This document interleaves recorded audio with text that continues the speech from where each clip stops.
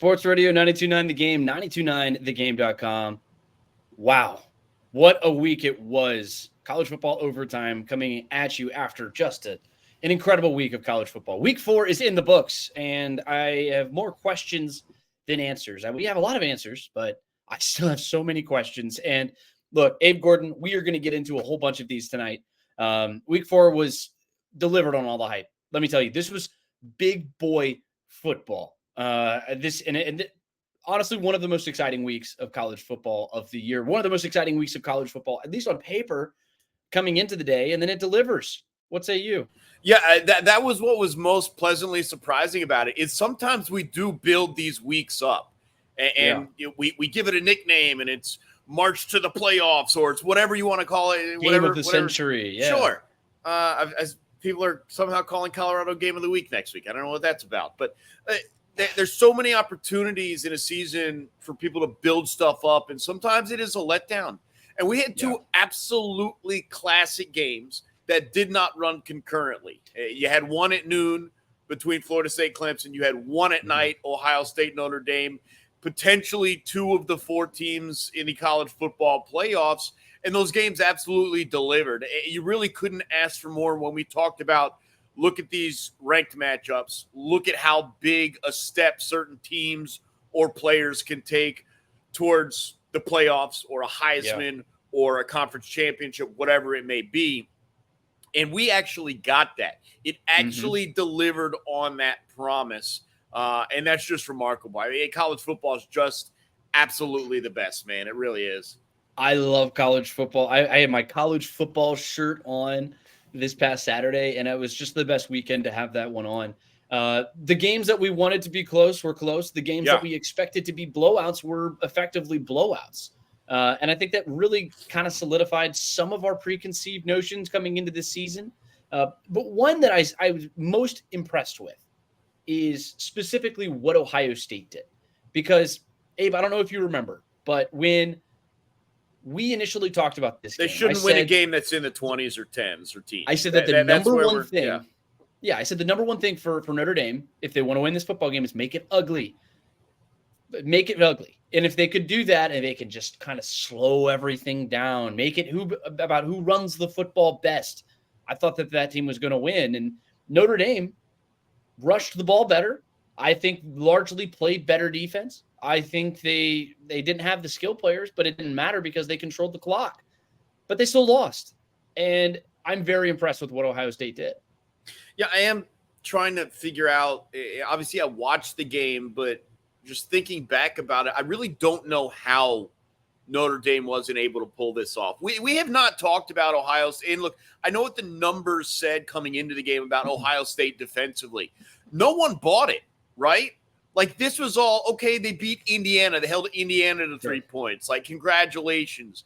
They beat whoever else they run amok in week 2 and week 3. And so their defense on Ohio State's side, very good in terms of scoring defense, but we didn't really buy into it. What we did buy into was Sam Hartman tossing 4 touchdowns every time he took the field. That didn't happen.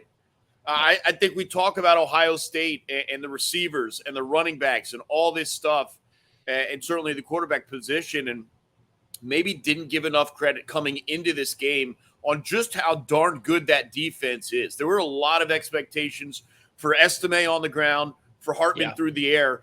It wasn't there. I mean, look, they put in a good day's work, and they were okay, but it wasn't there for them. And that was what was most surprising to me about Ohio State. Now, on the flip side, Notre Dame's defense, the pass efficiency, they clamped down on Marvin Harrison for most of that game, did an outstanding job on him. Ibuka and Stover, who we talked about a little bit on College Football Game Time Saturday morning, they showed up in a big way to help out. McCord obviously got that final play and the run. But I got an answer on Ohio State's defense. Not going to lie. I thought Ohio State would have an easier time offensively. I was quite disappointed by what I saw. And I know there were some fourth down conversions that didn't go their way that maybe kept them off the scoreboard, and maybe they could have put up a couple more points. You don't run a jet sweep when you're an inch away from getting a first down and moving the chains. But, hey, Ryan Day is going to Ryan Day there for you. So It gave me some answers, but I actually left with a lot more questions than I thought I would. I thought I would leave this game, and that if Ohio State goes into Notre Dame and wins, that I would place them as clear front runners in the Big Ten over Penn State, over Michigan. I'm not sure that they gained that in my eyes. Really? I really am not sure. The lack of offensive production bothered me. It really did. And look, not everyone can do on the back end what Notre Dame can do. Like, you have to recognize that and admit that. But what they did against Harrison is maybe a blueprint. Find a way to get a linebacker who can a little bit more better cover Stover or safety, and maybe you can work some things out. Ohio State kind of got pushed around up front, and that was surprising to me.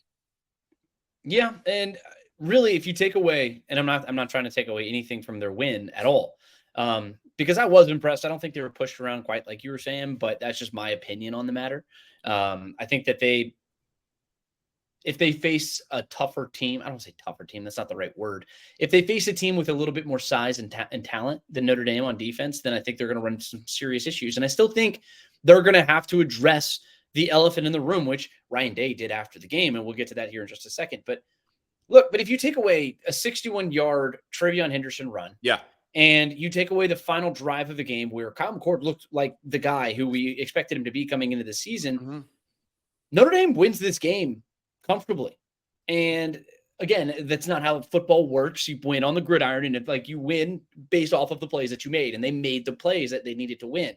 And I'm not going to take that away from them, but I kind of agree with you. The offense left a lot to be desired. I thought that there's going to be a lot more scoring, and it wasn't as much the fact that I thought that the Notre Dame defense or the Ohio State defense played out of their minds good per se. It's just more like a little bit of sloppiness. I think the Ohio State defense did play well. Yeah. They had a good game plan for Sam Hartman and company. They didn't let Audric Estime beat them, and largely they did a pretty good job. 175 yards on the ground is a pretty good defensive showing against a team that wants to run the ball a lot. But I still except for when they had the lead, of course. Exactly. I don't know what that was. That was weird. It was a little weird the way that the game transpired, and they gave them more opportunities. You remember, you go back to Saturday morning, and one of the first things I led with at the very start of the show was, this is not about Sam Hartman. It's not about Audric Estime. This is about Marcus Freeman, and I think he got in his own way. Everyone could see that Ohio State was having trouble stopping that run. They weren't getting gashed horribly, but they were moving the change pretty consistently. Notre Dame was. They got cute towards the end of the game. They tried to get some first downs, and Ohio State was able to get the stops. It made no sense to me, but that was a question I had, was Marcus Freeman. How does he handle the moment? Not well, unfortunately, for Fighting Irish fans. You've got 4.5 yards per carry in a game that ends 17-14. I want to be running the football a little bit more than they were. I kind of agree with you there. But on top of that, you have 10 players on the field in the final 2 plays of the game. Yeah. That is just the coaching blunder, I think, of the century. It blows my mind how you have that happened. And I'm not trying to sit here and bury Marcus Freeman. I don't think it was. I don't lay that at his feet necessarily. And I know he recognized that there were only 10 people in the field. I don't know how Ryan Day didn't notice that, first off. But I mean, I guess actually in hindsight, he's probably just focused on his own guys. He noticed it on that final play, because there's an aerial where they ran shot. it. Where they ran the ball right to the left, and they say, hey, they don't have a defensive lineman right there. And yet they still almost didn't get it. So that's a different question for a different time. And that's something that, if they hadn't gotten that, then I think we would be having a very different conversation about Ryan Day. But they do. And, of course, Ohio State wins this game 17-14. I do want to talk about what Ryan Day said after the game, because I thought it was very interesting. It reminded me a little bit of like what Richard Sherman did a couple of years ago. I think it was to Aaron Andrews after a game. And, look, these guys are coming off the heat of the moment. They're all fired up, kind of going crazy. But Lou Holtz goes after somebody, and I want to show you that right here. And everybody that beats them does so because they're more physical than Ohio State. And I think Notre Dame will take that same approach. One day later. I'd like to know where Lou Holtz is right now. What he said about our team, I cannot believe. This is a tough team right here. We're proud to be from Ohio, and it's always been Ohio against the world, and it'll continue to be Ohio against the world. But I'll tell you what, I love those kids, and we got a tough team. He goes on to talk about how much he loves the kids and how tough they are and all the things that they do and everything, but he just sort of loses his mind there in post-game. And kind of an interesting move going after Lou Holtz. I mean, I guess at the end of the day, if you use what you got to use to get fired up for a game like this, but going after an 86-year-old Lou Holtz doesn't really seem to be the move here. What say you, Abe? Well, look, I don't care about his age or his comments in regards to Lou Holtz. This is a guy who's carrying bias onto an analysis stage. And so I don't know what else you expected. Like, he's going to break down and come up with ways that the team he's pulling for can win. He's wearing Notre Dame gear. Yeah, it's only natural. So I have no issues with what Lou Holtz is saying. And honestly, they were pretty close to that being what happened, and it fell apart there. So it wasn't inaccurate necessarily. Look, I lived in Ohio. I've been to Buckeyes games in Columbus.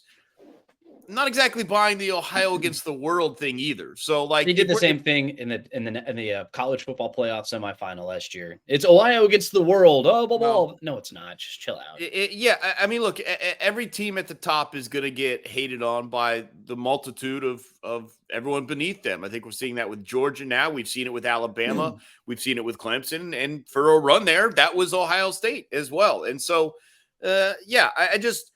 I understand wanting to defend your players. I think we saw that in a couple games out west as well. I don't have any problem with it.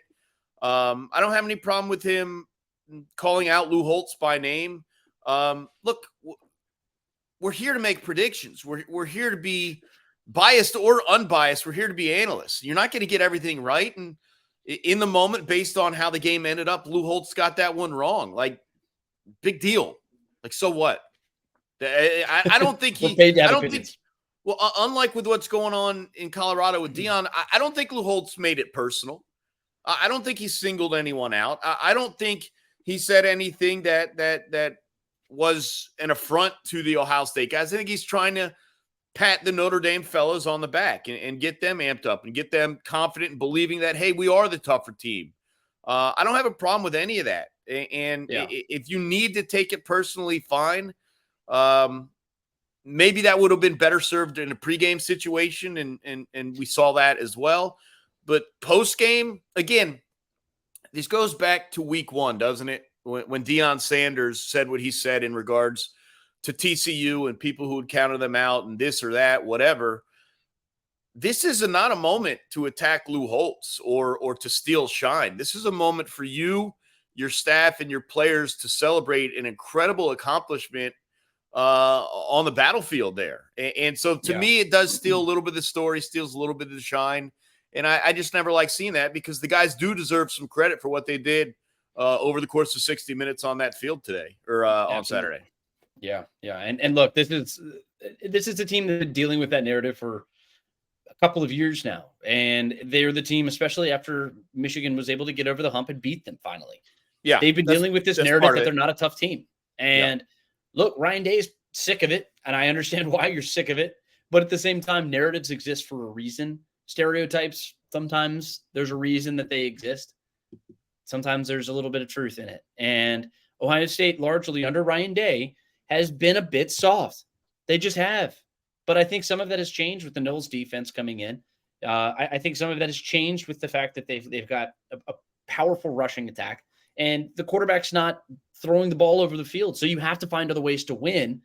And in order to do that, sometimes you've got to do it on the lines of scrimmage. You got to do it in the rushing attack. You got to do it with strong, hard-nosed defense. And that's the biggest thing that I took away from Ohio State this weekend. And look, Ryan Day's feeding that to his guys. And if you say that to your dudes, that's fine. Get all fired up. Be all fired up. That's fine. But I don't tend to agree that he stole the shine from the players. It's not the same thing as what Deion said week one. Right. It's not. But it's nowhere near that level. He's saying, I'm cheering on my guys, and these are my dudes, and I'll go to battle for them. And that's what he's doing. And it's just heat of the moment. But going after Lou Holtz for that and using Lou Holtz as the poster child is just a little weird to me. But look, let's move on because there are a lot of other contenders who we need to get into. and discuss. The biggest one I want to discuss right now, Florida State and Clemson, because Clemson has dominated the ACC. They've won 7 of the last titles, ACC titles.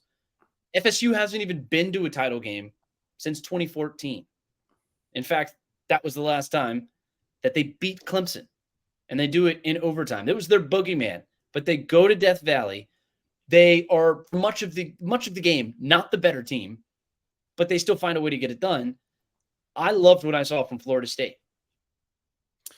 Gonna be honest, I was disappointed a little bit. I thought they would have an easier time there in Clemson. And I say that because I'm still searching for teams that I think can win the national championship this year. And coming into the game, I was waiting to see if I felt Florida State was one of those teams. And in my opinion, where I feel Clemson is, if you're national championship quality, you go in there and handle business with a little bit more ease than they did. Now, that being said, I don't want to hear they haven't won here and blah, blah, blah, and Clemson's won this and it's a home game. And I understand that. And that I'm not downgrading FSU. I'm not saying that based on their performance, I no longer consider them national championship contenders. I do. But it would have been there's like a jump they would have taken. If they go in there and win this thing like 38-17, I'm like, that's the team to beat. Like the one top team based because, obviously Georgia's not figured it out yet. Mm-hmm. I'm still waiting to feel out who that one team that I would like really think is the team to beat necessarily. And so I thought that was a step Florida State maybe could take with an easy win there at Clemson. That didn't happen.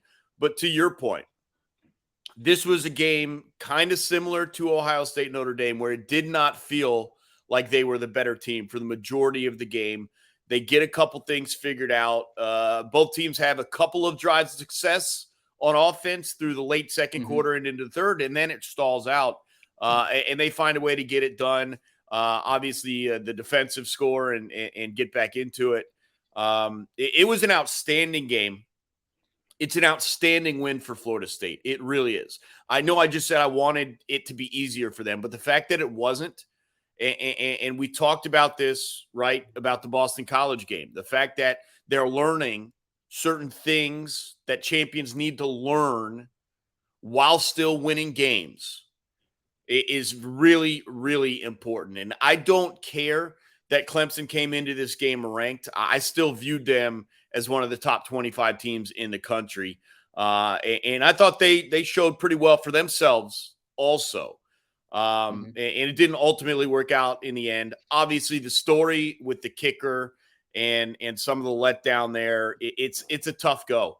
And I know Sean McDonough made a joke about it, in regards to an Hollywood ending, but the writers are on strike. But ultimately, that's how it goes. I mean, it was all there, and it didn't work out. It's a tough beat to lose in that manner. I saw a couple smaller schools that had chances to win on kicks also didn't convert later into the night, and it's a tough go. And you talk about like Dabo. I mean, if you're the program like that, you can't be losing games because your kicker's a walk-on you had to call down from New York earlier in the week. You've got to have something else in the can there.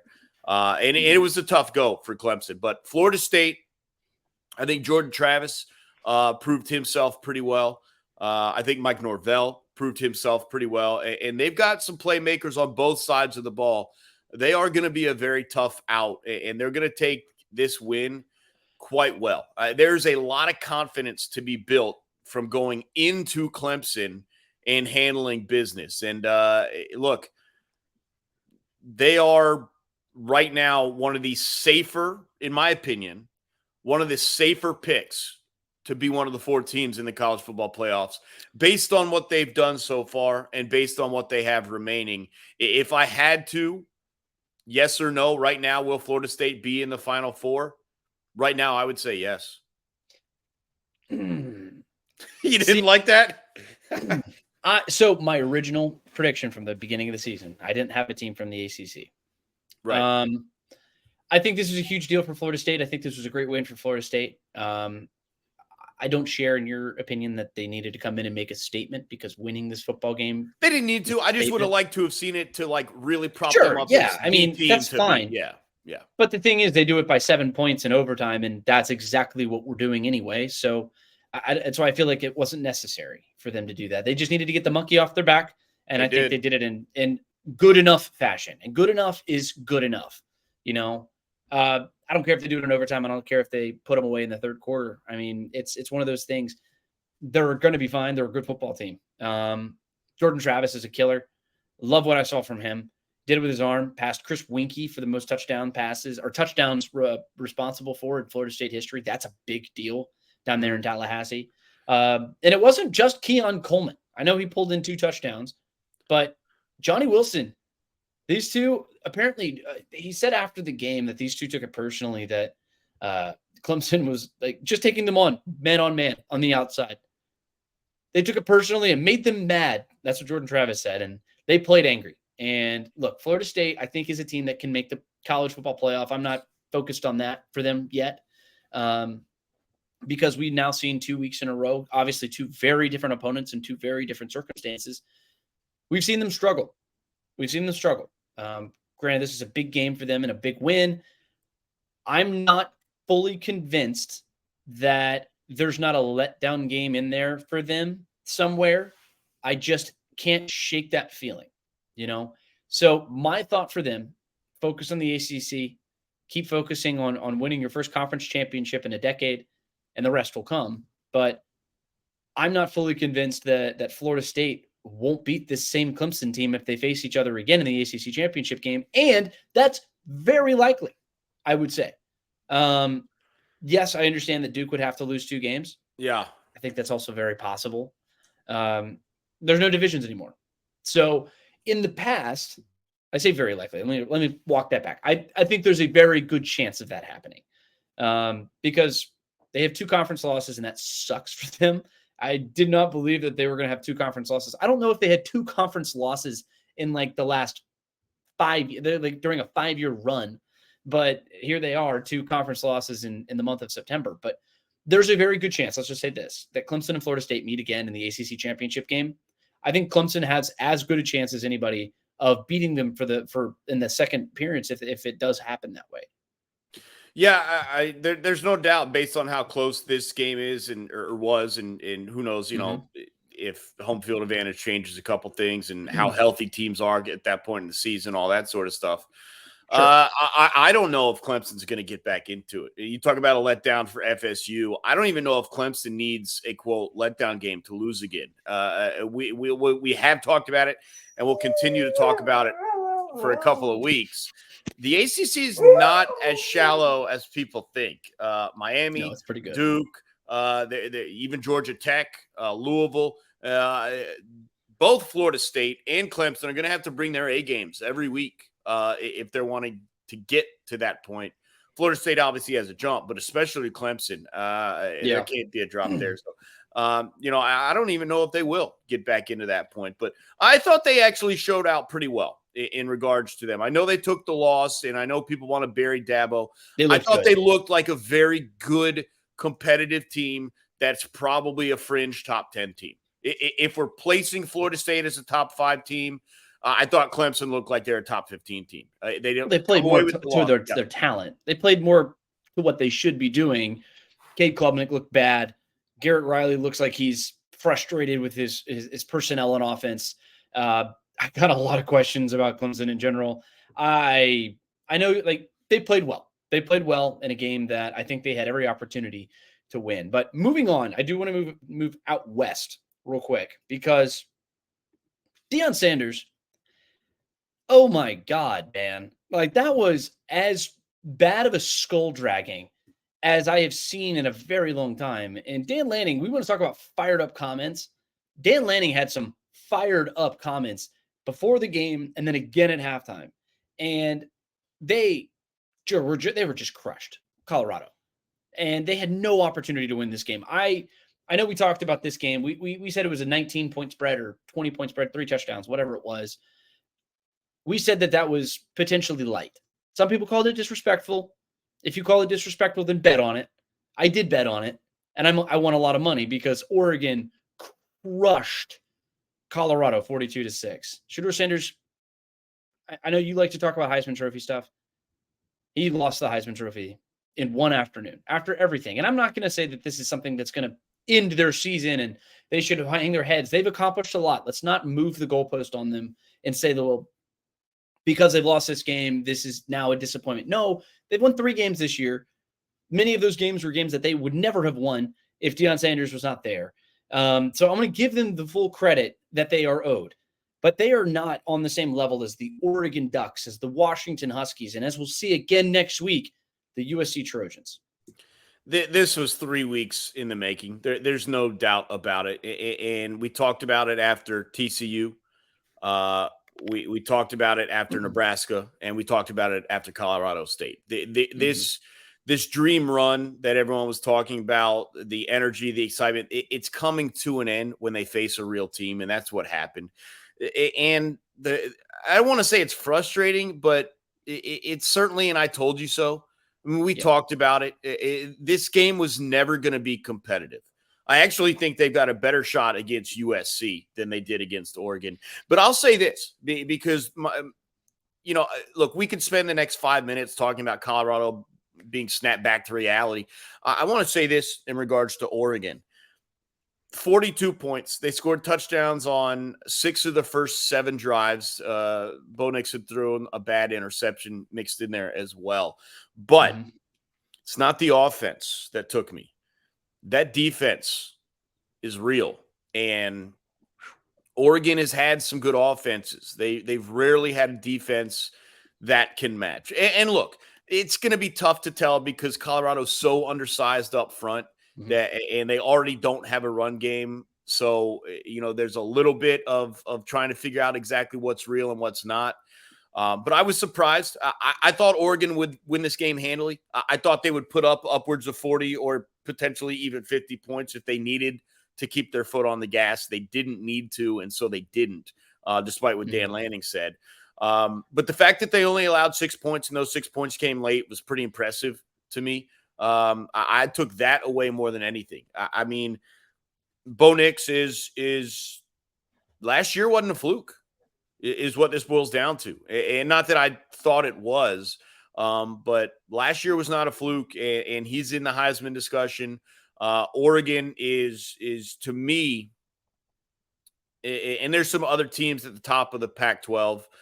They have been the most impressive based on this one performance. I'm not saying that I think they're better than USC or Washington, but this single performance has impressed me more than anything that Washington or USC has done. And the good news is we'll have a direct comparison next week when SC and Colorado face off. But I know we're not going to talk about it a ton. SC was not overly impressive in their win this weekend. We've talked about their defense. Can they win a national championship with the quality of defense they have? I don't think SC's holding Colorado to 6 points. Oregon did. And that was a bigger takeaway for me than anything they did on offense. Yeah, and it's not even – I mean, I understand Travis Hunter was not in this game, and I do want to highlight that fact. He's their best player. He's the most important player probably. And he is an emotional leader for this team. He and Shedeur Sanders. Those two are great players, and they're a lot of fun to watch, and I enjoy watching them.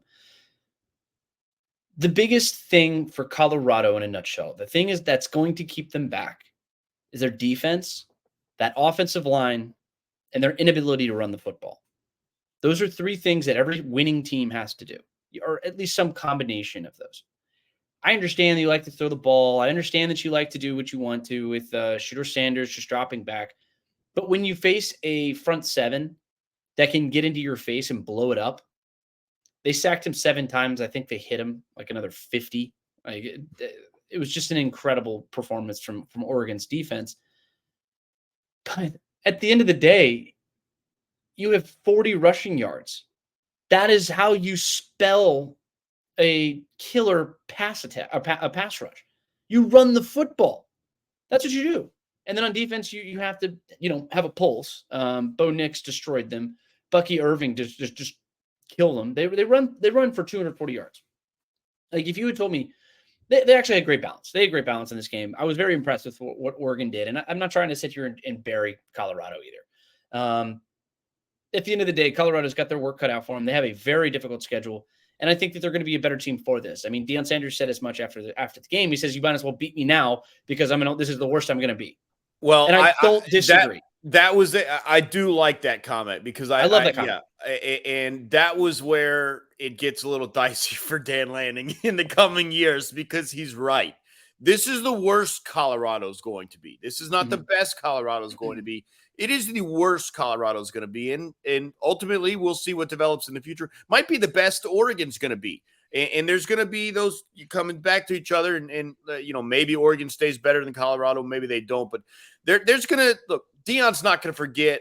And it's not about the final score. He'll remember this for the rest of his life. It's about the comments. And not even the pregame comments. I think Deion can understand those as a coach, how you fire up and motivate your team. The comments at halftime that you referred to, when you're up 42-0, or maybe it was only 35 at that point, whatever, and you come out and say, we're not done yet, Deion wants everything to be made personal, right? I don't think Dan Lanning's pregame comments were personal. I think he's okay with those comments. Now, he wants to turn them into personal stuff, Deion, to motivate that. I understand it. But that was not a personal attack on Deion or his team. That was him getting his guys ready, and I think Deion, Coach Prime, can respect that. What he said at halftime, though, is not going to be forgotten. And he better hope he keeps the upper hand over Colorado because payback is a – you know what, and that could be coming as soon as next year when Oregon's going to have to work in a new quarterback and Colorado. Well, they won't be playing each other. Oh, that's true. I forgot. Because Oregon's going to the Big Ten. No, I forgot about. And I guess Colorado's going to the Big 12. Well, whenever they see each other again, well, Deion I just won't have be this Colorado. gut feeling. I got this gut feeling that they're going to play each other again someday, and I am so here. I'm going to pull up some pop some popcorn and get ready to go for that one. That's going to be a lot of fun. But I want to turn your attention to the upcoming schedule for Oregon right now. We talked a little bit about how Colorado's schedule is going to be difficult this season. Everyone knows it. I do want to look at this because they're at Stanford this week, and then they have a bye week. Then it gets fun. They're at Washington, number 7 Washington, which might be, we'll talk. I'm going to talk about this in my takeaways of the day. That might be one of the most exciting football games of the 2023 season, and I am so here for it. After that, you have Washington State at home, number 16 Washington State. Then you go to Salt Lake City and take on number 10 Utah. You have Cal at home. Then you have USC at home, number 8 USC. Then you're at Arizona State. And then you have number 19 Oregon State at home. That's just people dragged the Pac-12 for years for not having depth, for not being very good at the top. The Pac-12 is the best conference in college football this year. Yeah, at least there's a few weeks. And it's not like we're just looking at Oregon and making it as some really difficult run. Like, look at USC's schedule. It's going to be the same thing. Look I'm at just Oregon looking State's. at it right now. No, it's all of them. They all play each other. But they all play each other. Yeah. And this is one of the beautiful things is, and one of the not so good things for them too, they have to play everybody. Well, this is why they're going to beat each other up. I've been pretty steadfast in not expecting a Pac-12 team to go 12-0 or maybe not even 11-1. It's just it's a tough ride for every single team in that conference, and there's very high potential for teams to beat each other up. But look, we've said that for how many years in the SEC, and somehow a team always rose. Maybe a team does rise, maybe. But there. Look, I just don't feel like any of these teams are necessarily fully complete. Certainly we know about the defensive concerns on USC. I'm actually not as sure that they're as powerful offensively as some of the other teams in the Pac-12 either. I haven't got a good look at Washington on the defensive side of the ball. I know certainly they were up 14-0 before Michael Penix touched the ball on Saturday night, so kind of hurt his Heisman chances there. And the first real look I had was Oregon against Colorado, who's limited anyway. So, I talked about how impressive it was, but we're not going to oversell it there either. So waiting to see which one of these Pac-12 teams really feels complete and maybe can pull ahead. But look, there's no doubt about it. The don't set your alarm clocks on Sunday mornings because there's going to be a lot of reason to stay up super late on Saturday nights watching Pac-12 After Dark, baby. Yeah, and this is the curtain call for Pac-12 After Dark, so this is fitting. It feels fitting. And I was glad I stayed up for that USC-Arizona State game. That actually ended up being a pretty good football game. But another game that ended up being a very good football game, Washington State and Oregon State. This was one that I was kind of bullish on Oregon State. I thought they were going to come up and get a win and finally get their first win against over in Pullman for the first time since 2013. Of course, they didn't do it. This was a game that was pretty well in hand for Washington State until very late in the contest. DJ Uiagalelei was finally able to, put together some drives and look pretty good in the second half of the game. He looked pretty tough in the early going in this one. They led 28-14 at the half, and they had every opportunity to win this game, but it was 21 points from Oregon State in the final frame, and they made it a really interesting one right there late. I was really impressed with what I saw from Washington State. Cam Ward, he's a baller, man. 404 yards, 4 touchdowns in the biggest game of the season. I mean, you got 2 wide receivers on the outside who both go for 150-plus yards, one with 3 touchdowns. Just an incredible performance from Washington State on offense. Yeah, he also added one on the ground, was Cam Ward, and this was an outstanding game for him. And we had talked about him loosely, kind of just keep an eye. He had a big half 2 weeks ago, and I think I sent you and John Fricky a text about it. But there was a lot of love for DJU coming in. And look, this game, I understand how it ended. I understand what we saw late out of Oregon State. Washington State had, 1, this game in hand, and 2, the Oregon State offense having no idea how to move the ball. It was a really impressive showing until, unfortunately, it fell apart late for them. They still get the win, but it was just one of those things where, like, for people who didn't watch it, and because you were watching Ohio State, Notre Dame, maybe you had an eye on Penn State, Iowa, or any of the other games. If you're a Georgia fan, you were keeping an eye on that one, certainly, whatever. Maybe you didn't see this game. Washington State was really, really impressive, more so than the final score. Yeah, I think there were some comments made on College Game Day. I think they called it the No One's Watching Bowl. That was a shame. And if anybody who wasn't watching this game, they did themselves a disservice. These are 2 good football teams. Or Washington State now has 2 very big wins on the season. They have their winner in the Big Ten, and then now they have Oregon State. They're going to be one of those spoilers. Both of these teams are. They're going to be one of the reasons why the Pac-12 becomes super interesting. Those are the types of teams that are going to jump on a Washington or an Oregon or a USC or a Utah. One of those 4 teams who I think – those are the 4 teams who I really see with college football playoff aspirations that are, somewhat realistic. These teams, I don't really see that, but they're 2 good football teams, and they're 2 teams that are going to give teams the bigger teams trouble down the road. But I really liked what I saw from Washington State just in general. This was just a good football game from them. They control home field, and they largely controlled this football game. But another team that controlled everything from start to finish, the Nittany Lions of Penn State, they dismantle Iowa. I know I say dominate. I think dismantle is honestly a better word for what Penn State did to Iowa. And not even their offense. I know you see the 31 points, and the 31 points look great.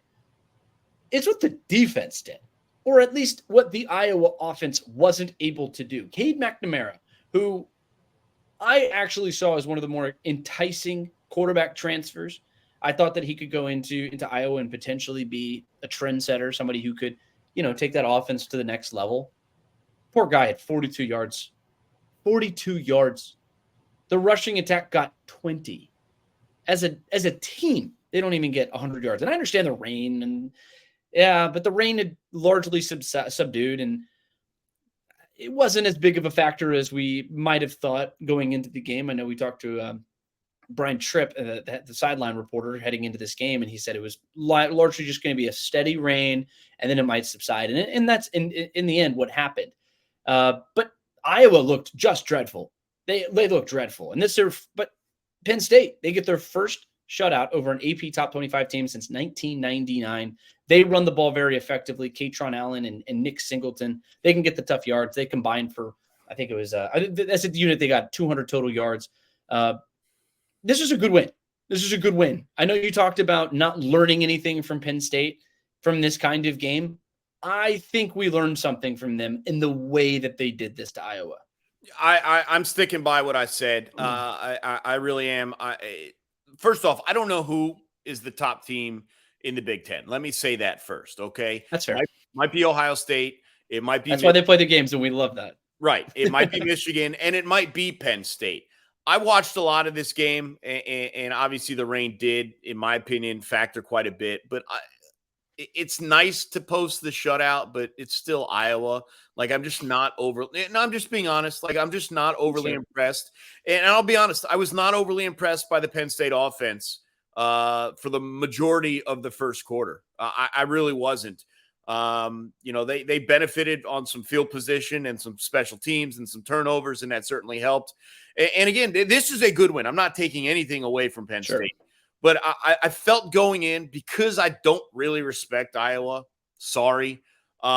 that all they could do is at some point disappoint me. There was no level of positivity to where I could be shocked at what they did, unless maybe they had gone and looked like Oregon and scored on 6 of your first 7 possessions and it's 45-0 or what. Like, I didn't expect. That's where the weather factors in. It's totally fair. Look, Penn State's not losing anything in my eyes by this, but I just don't know how much they gained by this performance, in my opinion. I'm still left with a lot of the same questions that I've had about Penn State. And I mentioned this, like you said, with Brian.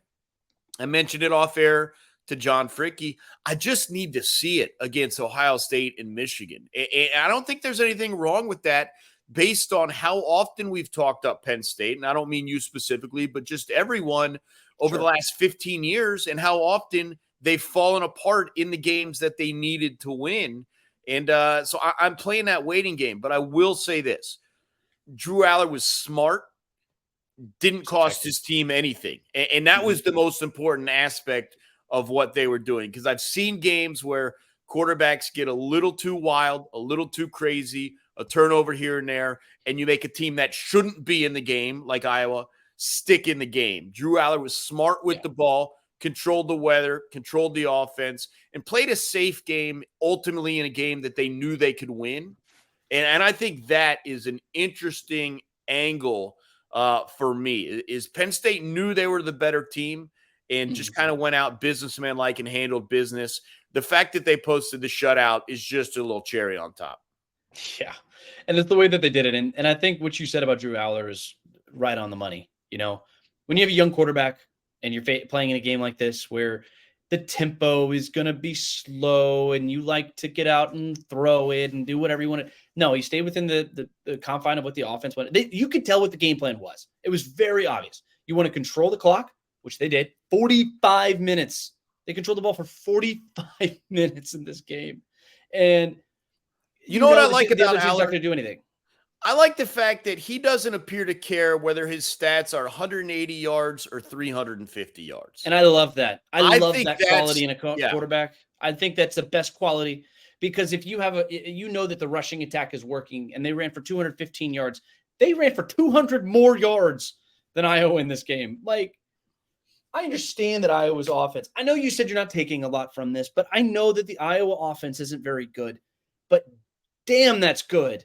I've just seen Penn State look dominant. 4 first downs. I've just seen them look so dominant and unbeatable, and then they play Michigan or play Ohio State. I agree. They don't look the same. I just want to see them.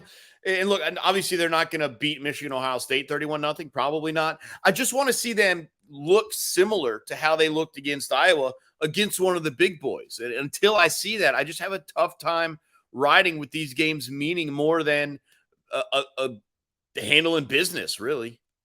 Yeah, and that's something that we need to see them. They need to take the next step. And in order for James Franklin to get this team over the hump, it's not winning games like this. It's not winning 10 games. It's not winning a Rose Bowl. It's beating Ohio State. It's beating Michigan. It's playing for Big Ten title games, winning those title games, and eventually winning and compete, or at least competing for national title games. So that's what you're supposed to be doing. Yeah. We haven't seen that yet from him. They had the 1 year that they have the one Big Ten title game. And that year, they still got blown out by Michigan. They got in 2016. They do beat Ohio State in that season, and they win a Big Ten championship. They still get blasted by Michigan. Yeah. We have never seen them put an entire season together. Here's the thing. Flip it with another team we're going to talk about that never gets the credit, is never talked about as a contender, and all they ever do is beat the big boys they're supposed to lose to, and that's Utah, right? I mean, that's what – but, I know we're like it's a nice segue and it's a good transition, but doesn't it really feel like it's just Kyle Whittingham never gets credit. All we do is heap credit on James Franklin. All we ever do is say, this is the year Penn State. How many times have we ever said, this is the year that Utah? Never. It never happens. And every single time, whether it's SC, whether it's Oregon, whether it's Washington, you name the team that's supposed to win the Pac-12, they all lose to Utah. And so real quick, going back to the Big Ten, that's what I'm hesitant about with Penn State. I just want to see it flip for them because I do feel like this is a team that does have that quality. And then you look at Utah. And again, they don't have Cam Rising. They're just kind of overlooked in that USC, Oregon, Washington discussion. But I'll tell you what they did on Saturday against UCLA was an absolute it was perfection on defense. It was an outstanding defensive performance. And yes, if you want to be concerned about what they did on offense, I think Nate Johnson threw 2 interceptions. And they didn't really do a ton on offense. And I get that. But when Cam Rising, whenever he's able to go, and I know that he was close.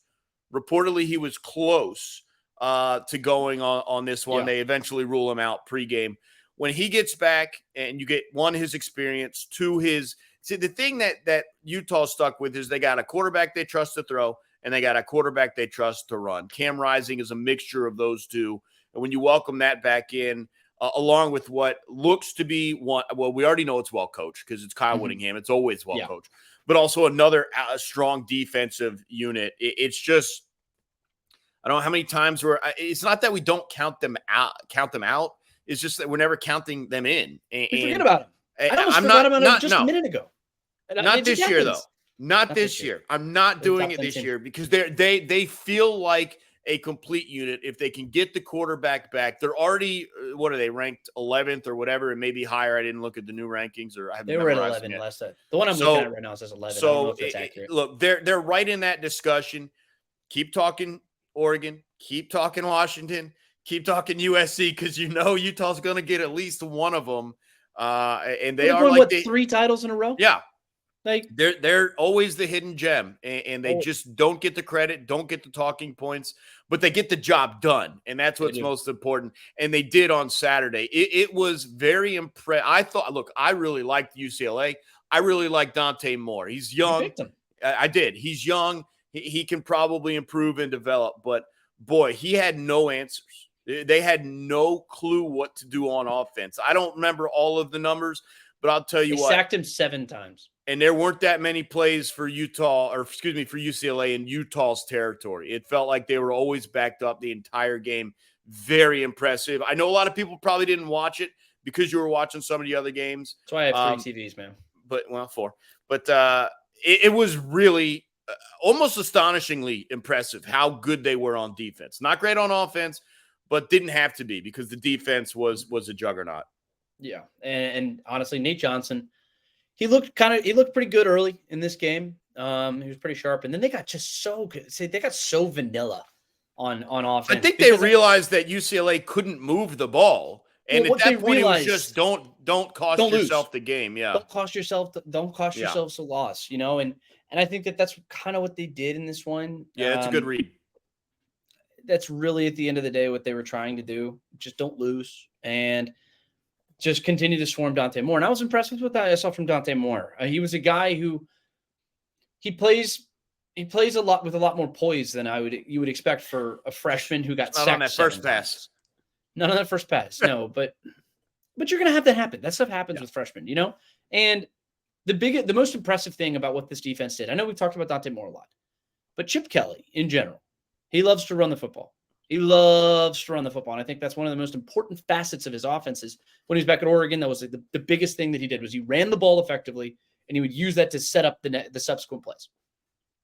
They had 9 yards rushing, Abe. Yeah. They had 9 yards rushing.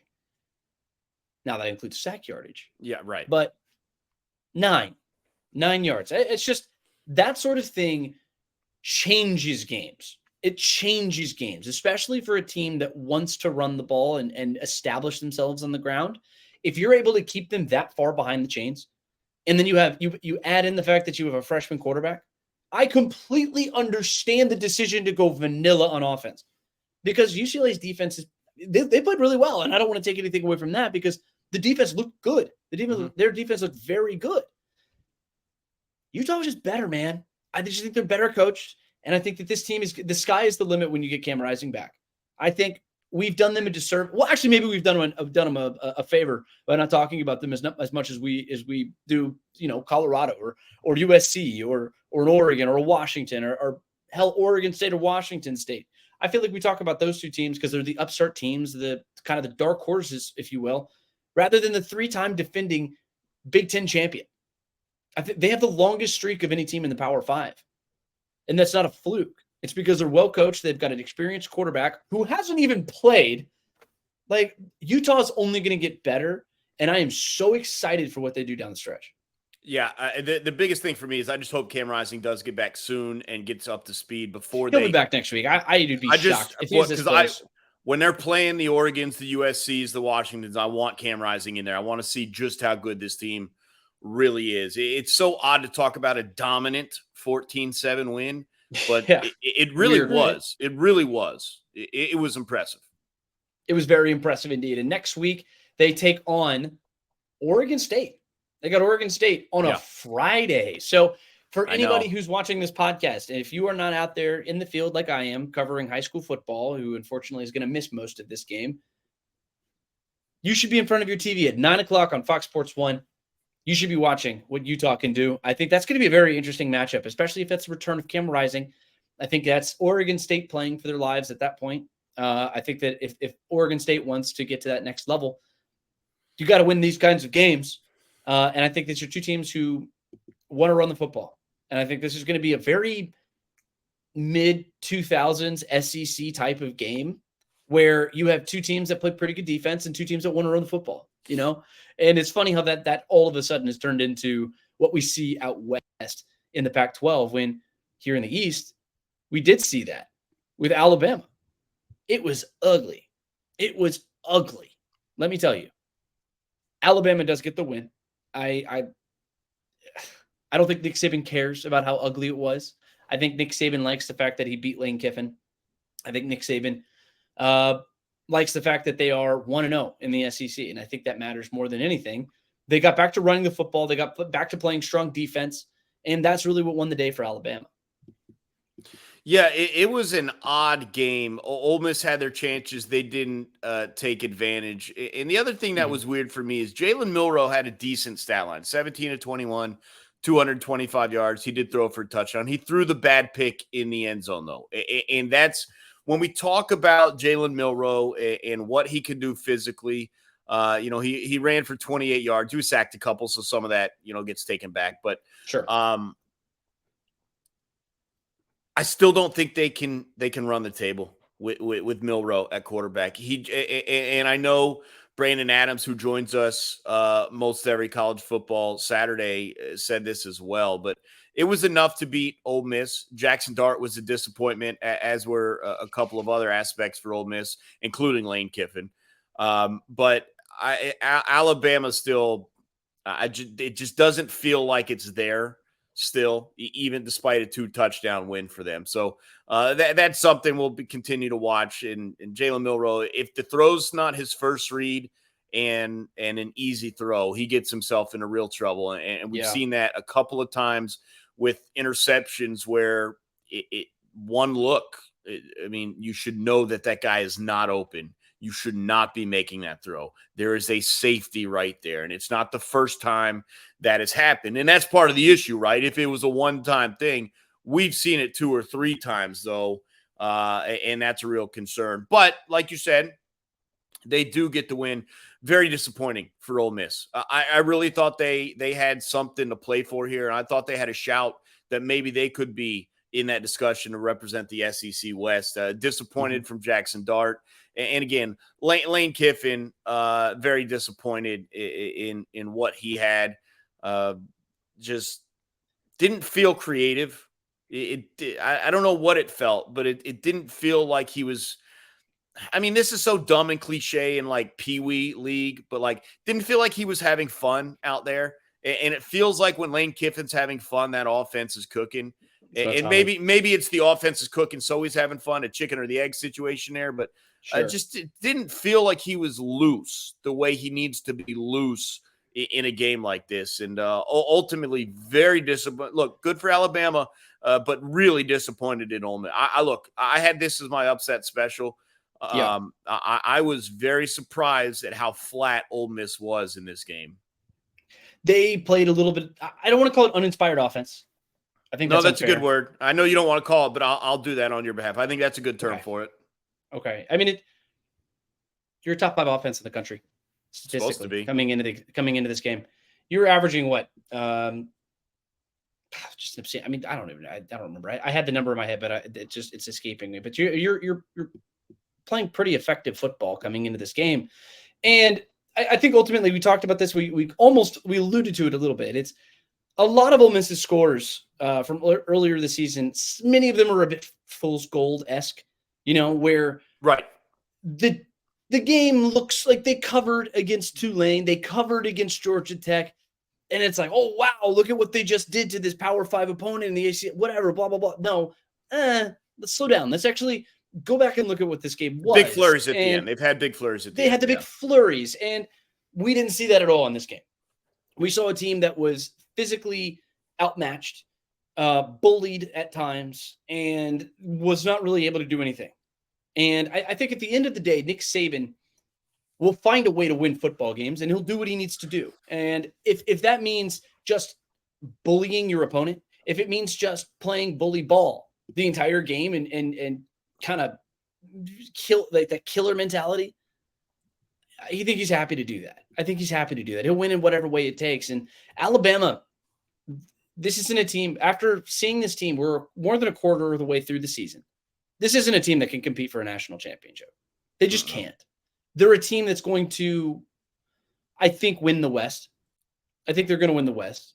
But there are some really good teams out there. LSU got into a bit of a knife fight out there in Death Valley with KJ Jefferson in Arkansas, but that's going to be a tough game for them. Tennessee's going to be a tough game for them. Texas A&M is going to be a tough game for them. Auburn, of course, is going to be a tough game for them because it always is.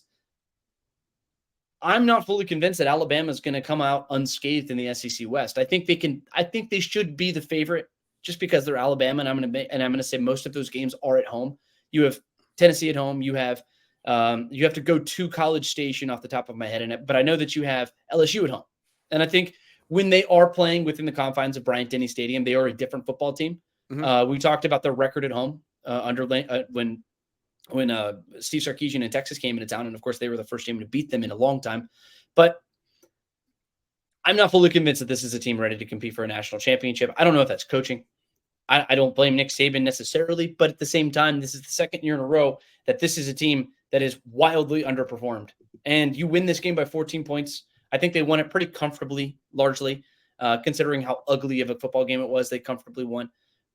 But I don't know what the next step is for this team. You have to find a quarterback. You need to find a more consistent rushing attack. Jace McClellan is fine, but he's just fine. This offensive line isn't very good. It should be a lot better. It's way too talented to be this mediocre. But this defense is filthy. The defense is filthy. And the defense is going to be enough to, I think, win them the West, but we'll see. Yeah, I agree with a lot of things you said. At the end of the day, though, there's no answer this year because you can't find a quarterback, and that's going to be it's ugly. It's going to be what holds. But they'll be happy to win ugly. No, and that's fine. But they're not going to win 11 more games ugly, or however many it would take to get in, and then whatever. It's not there, and there's no answer for that this year. The good news is they probably have 2 5-stars lined up, and they'll figure it out.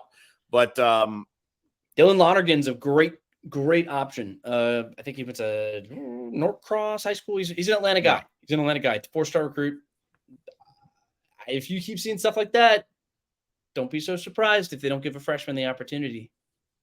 Yeah, look, again, the numbers aren't bad for Milroe. He only had 4 incompletions, but again, one of those was picked off. And it's not the fact that he was accurate when they did ask him to throw. It's just how limited he is with the reads and how often and what sorts of throws he can make. He was bailed out by a couple of great catches, one by Jermaine Burton, certainly.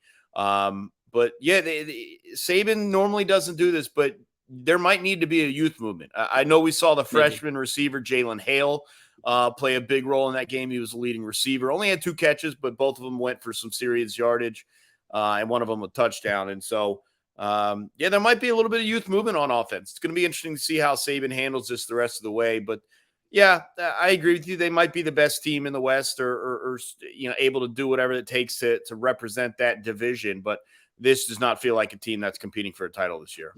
No, I don't think so. I don't think so at all. Which is a bummer because I was really expecting this team to take the next step.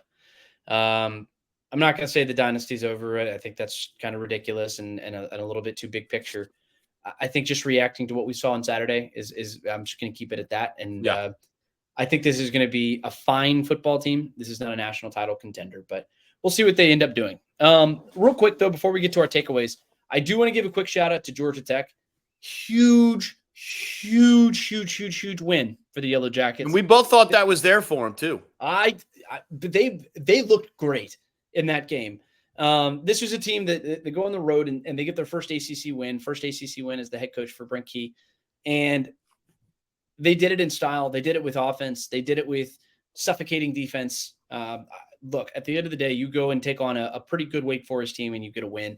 That is huge for them, especially with their postseason aspirations where they're looking to play in a bowl game. I still think that they can, especially if they're going to win games like this. But I do want to move on into our takeaways of the week. And Abe, I'll start real quick.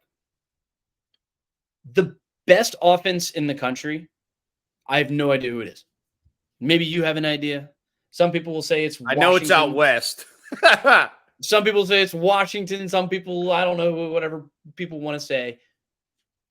My end-all be-all is that it is definitely out west. Whether it's Washington, which very well could be, USC, very well could be, or Oregon, those are just the top 3 offenses by yardage. It's going to be out west, and we're going to have some fireworks out in the Pac-12. I'm just going to stake my flag as Pac-12 Chapman for the rest of the season because that's going to be the most fun conference. And I think we saw just illustrations of that last week. Oregon, of course, we talked about them with what they did to Colorado. They're just going to continue doing crazy stuff on offense. Washington, we didn't even really talk about them all that much. Michael Penix Jr. might be the best quarterback in the country this year. He very well could be. I think he probably is. They're averaging almost 600 yards of offense through their first 4 games. USC has the defending Heisman Trophy winner and debatably the best offensive play caller in college football. So it's going to be someone out there. And it's going to be all the more interesting when that team ends up losing to Utah. So who knows? Yeah, to your point, I'm just trying to wait until these teams face each other so I can get a real read on what's real and what's – give it 2 weeks. 280 yards against Arizona State or, whatever it is. I just want to see these guys do it against each other, and then we can really – not that I'm not enjoying it now, but then we can really get a feel for it. My week 4 takeaway was this felt like a week coming in where teams could separate themselves into very clear contender tiers, and that didn't happen. In my opinion, it didn't happen for Ohio State, and it didn't happen for Florida State. It didn't happen for Georgia. And so now we're left with a jumble of you're going to see a lot of discussion, and maybe the rankings themselves won't change, but there's going to be a lot of teams over the next couple of weeks who leapfrog, and this is the team to beat, that's the team to beat. We haven't had that in a while. Obviously, the last 2 years, it's been Georgia and then Alabama before that. It was Clemson and Alabama going back with a little bit of Ohio State sprinkled in. There is no clear team that is like a given to make the playoffs. I know you talked about not being sold on Florida State, rightfully so. It's very tough to be sold on Ohio State because they just didn't impress the way I would like to. Plus, they've got Penn State and Michigan at some point. And we haven't talked a ton about Georgia. We'll obviously do more of that as they approach this game against Auburn and really ramp things up in the SEC. But they continue to be unimpressive as well. There is no team, and I know Georgia's gotten a boatload of the first place votes, and that's just people being lazy because realistically, there's probably 7 or 8 teams that deserve first place votes. Oregon deserves 1 or 2 6 first teams place got 'em. votes. Yeah, Texas, Florida State, probably Ohio State now. Georgia, let me just, I have it right here. So Georgia has 55. Yeah. They have 55, and I think that they deserve 55 until proven otherwise. I think they deserve 55. That's just where they belong, right? I don't do Michigan my has won. rankings that way. That's all. That's fine.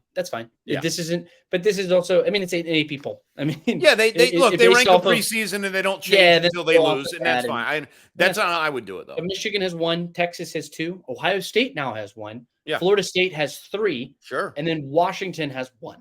Sure. And again, you could probably sprinkle 1 for Oregon. I wouldn't. You could have 1 for Penn State. 1 for Penn State. I wouldn't even be opposed if someone wanted to say USC or even Utah. All of that would be absolutely fine with me. So in a week where I specifically, look, I'm giving 2 of these teams very high expectation. I specifically thought Florida State and Ohio State could really impress me. And look, nice wins, really good wins, both on the road, both against teams that look like they're legit. But it really didn't get me where I thought I would be going into the week. And so we talked about it in regards to the Heisman. No one stepped up. In regards to the playoffs, I don't know if anyone stepped up. I'm still left with more questions than answers. I did not think that would be the case when we started this week. Well, Abe Gordon, we got 9 more weeks, man. I know that it's just been a crazy week. It was a crazy week last week. We got another crazy week coming up this week. This is college football at its finest.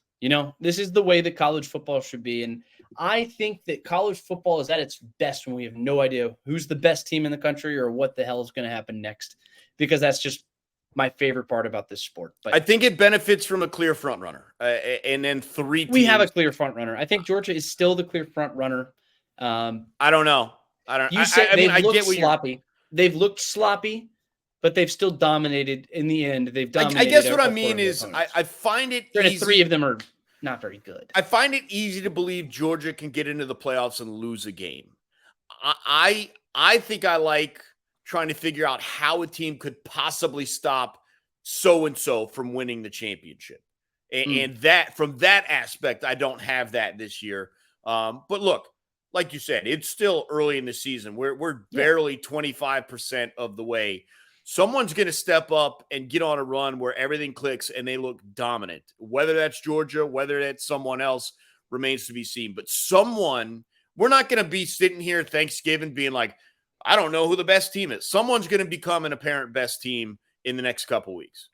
Yeah, or at least we'll get a top tier at the very least. Well, we have a long way to go, and I hope all of you stick with us because every single Monday, College Football Overtime is going to be coming right at you. So you got to subscribe. Make sure you subscribe here and set those notifications for every single Monday, because then we can wake up. You can wake up with some college football. I know those Atlanta roads. You can listen to 92.9 The Game, but just in case you want to, have some college football conversation and know what to talk about whenever the folks start bringing up college football, just, give us a listen. We know some things. We know a thing or two. So for Abe Gordon, I'm Garrett Chapman. This is College Football Overtime Week 4. Oh my God, over 25% of the way through the season. It feels like in just a minute it's going to be all over, and we'll be entering the cold months. And I can't even imagine that. Don't break my heart. Gordon, I'm Garrett Chapman. Thank you for listening. We'll see you next week.